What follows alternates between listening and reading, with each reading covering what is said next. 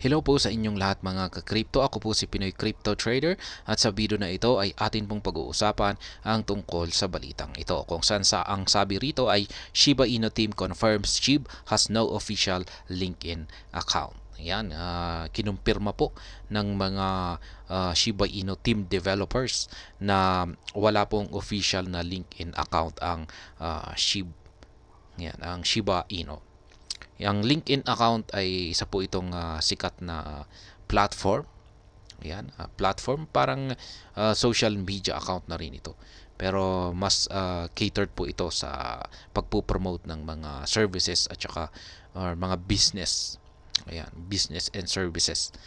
Ayan, parang dito mo i-check yung profile ng isang tao. Ayan, or isang kumpanya or isang organization. Yan, para malaman mo yung lahat-lahat ng tungkol dito. Ayan ay ang Shiba Inu ang Shiba Inu team ay kinumpirma po nila na wala po silang LinkedIn account kasi posible pong gamitin ito ng mga scammer. Yan, pwedeng yung mga scammer ang gumawa ng peking LinkedIn account at sila ay magpapanggap or mag-i-impersonate. Ayan, kaya dapat na ayan nagbibigay po sila ng babala or na wala pang LinkedIn account ang Shiba Inu. Yan, katulad din po sa atin dito sa Pinoy Crypto Trader. Yan ay ako ay nagbibigay ng babala na wala pong kahit anumang group chat ang Pinoy Crypto Trader kasi nung minsan ay meron pong lumabas na nagpanggap, nag-impersonate. Yan, dito sa atin sa Pinoy Crypto Trader. Yan, at sa tingin ko ay meron daw siyang mga naloko or na biktima. Yan, gamit ang group chat na ito. Kaya lagi po akong nagbibigay ng paalala yan sa kada video na aking inilalabas dito sa aking YouTube channel na wala pong kahit anumang group chat ang Pinoy Crypto Trader. At ayan, maliban dito ay bago po tayo magpatuloy ay nais ko po munang bigyang linaw ang aking disclaimer kung saan ang nilalaman po ng video na ito ay hindi po ito isang financial advice. For education and information purposes lamang po ang layunin nito. Ayan, ang sabi po rito ay Shiba Inu's community admin Ragnar Shib has warned cryptocurrency exchanges starkly. Ayan, si Ragnar Shib po ang nagbigay ng babala. Ayan, lalong-lalo na sa cryptocurrency exchanges na starkly. Ayan. In a tweet yesterday, Ragnar Shib emphasized that Shiba Inu does not have an official LinkedIn. Ayan. Shib has no official LinkedIn. One more thing that I want to make aware, mostly to exchanges, I continue receiving messages from listing managers from exchanges telling me they are receiving offers to list SHIB in the Phantom chain. Yan. There's no FTM version of SHIB and there's no. Yan. Yan po si Ragnar Shib. Nitong mga nakalipas na araw ay nahack lamang po yung account niya sa yung kanyang Telegram account. Ayan, pero mabuti naman at siya ay nakabalik na. At yan, nagbibigay ng kanyang mga mensahe para sa lahat. According to Ragnar Shib, several crypto exchanges disclosed that they have been receiving offers to list the Phantom chain version of SHIB. Apparently, these messages were sent via a LinkedIn account claiming to be affiliated with Shiba Inu.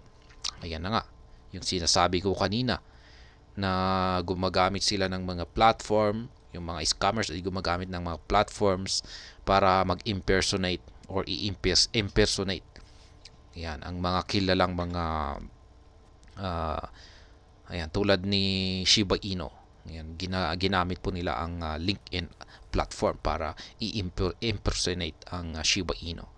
Gayong wala naman talagang hindi gumagamit ang Shiba Inu ng LinkedIn.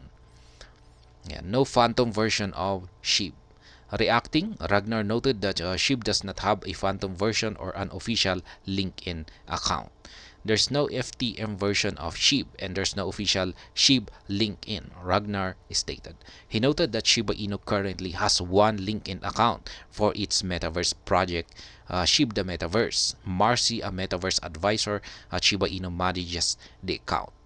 Yan, meron lamang daw po silang iisang LinkedIn account at ang kanilang LinkedIn account na ito ay ginagamit lamang nila para kay SHIB the Metaverse. At yung may control po sa kanilang LinkedIn account na ito ay walang iba kundi ang advisor ng Shiba Inu, ang Metaverse advisor ng Shiba Inu na si Marcy Jastrow. Furthermore, he shared a link to Shiba Inu's official Linktree page where enthusiasts can easily access all official portals of the cryptocurrency. Ayan. Para ma-confirm po natin yung lahat ng mga official na Linktree page, makikita po talaga natin dito yung kanilang mga dito yung mga account nila sa iba't ibang mga social media platforms. Yan, or mga yung mga yung mga ka-partners nila ay makikita lahat natin dito. Ayan, link 3 page. Ragnar's previous warning about fake SHIB on Phantom. Meanwhile, this is not the first time Ragnar SHIB has warned the community and exchanges about fake versions of SHIB on other blockchains. Earlier this year, Ragnar drew public attention to a fake version of SHIB created on the Phantom blockchain. At the time, Ragnar warned that SHIB is only available on the Ethereum blockchain, while dismissing claims that their crypto asset also exists on the BNB Smart Chain. Ayan. Hindi po ito yung kauna-unahan na naganap na pangyayari na yan nga na ang SHIB ay talagang may mga nagtangkang i-impersonate ang SHIB. Kaya ayan, medyo kaya alam na nila yung ginagawa nila. Alam ng mga team developers yung ginagawa nila para i-inform ang atensyon ng publiko. Hackers target Shiba Inu community. Ayan na nga. Yung mga hackers ay talagang gustong-gusto nilang tinatarget ang community ng Shiba Inu dahil ang dahilan ay napakaraming mga users, mga investors. Ayan, alam po nilang maraming mga users at saka investors na sumusuporta dito kay Shiba Inu. Kaya kung saan yung maraming tao na pwedeng lang biktimahin ay nandun rin sila. Kaya yan, it bears mentioning that Shiba Inu is among the most popular cryptocurrencies in the industry. SHIB has an enthusiastic community spread across various social media platforms.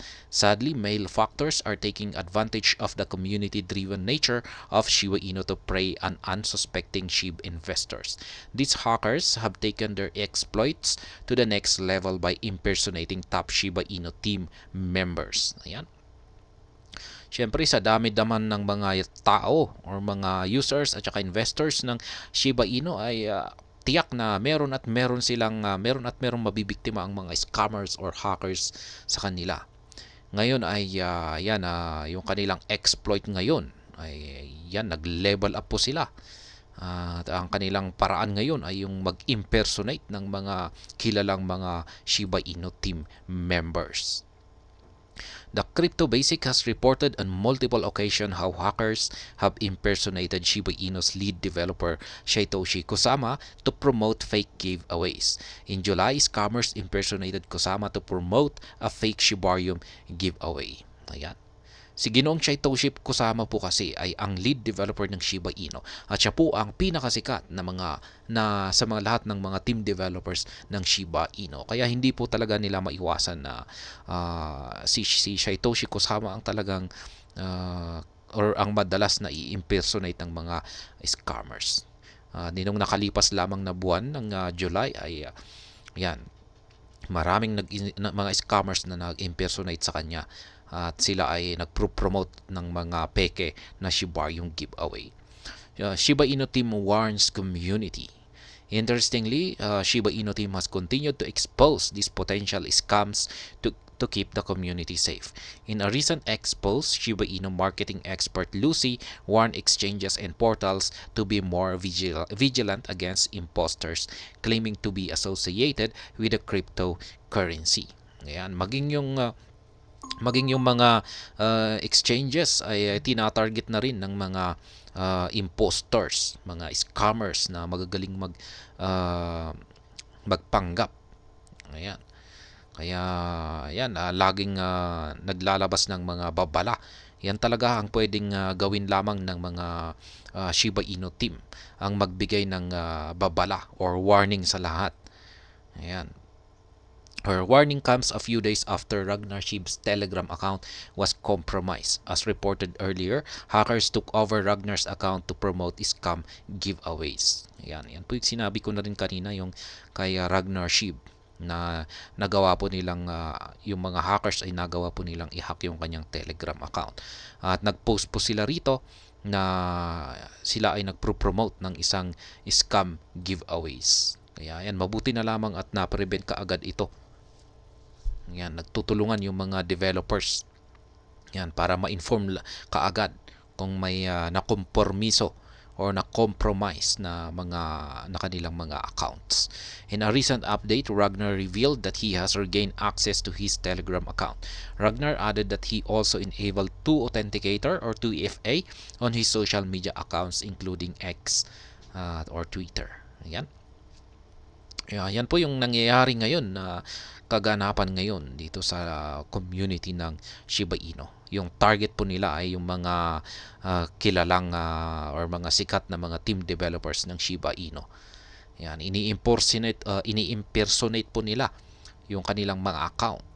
Kung hindi nila kayang i-hack ito, yan, kung hindi nila kayang i-hack yung kanilang account, ay i-impersonate na lamang nila ito. Kaya yan, sa dami ba naman ng mga investors at saka users ng Shiba Inu, ay tiyak na meron at merong mabibiktima rito. Yan, lalong-lalo na yung mga hindi mahilig magbasa ng mga latest announcement, mga news. Ayan, ay malamang ay talagang sila yung madaling mabibiktima rito. At ayan, hanggang dito na lamang po tayo sa video na ito. Sana po ay inyong nagustuhan ang aking paliwanag dito. Kung inyo po itong nagustuhan ay pakiclick lamang po ang like button nito. Para naman po sa mga bago lamang dito, kayo po ay aking inaanyayahan para mag-subscribe. Pakiclick na rin po ang bell icon nito dahil ito po ang siyang magsisilbing notification nito sa mga bago kong videos na akin pong ina-upload sa aking YouTube channel na ito. Marami pong salamat sa panonood. Ingat po tayo lagi at God bless po sa ating lahat.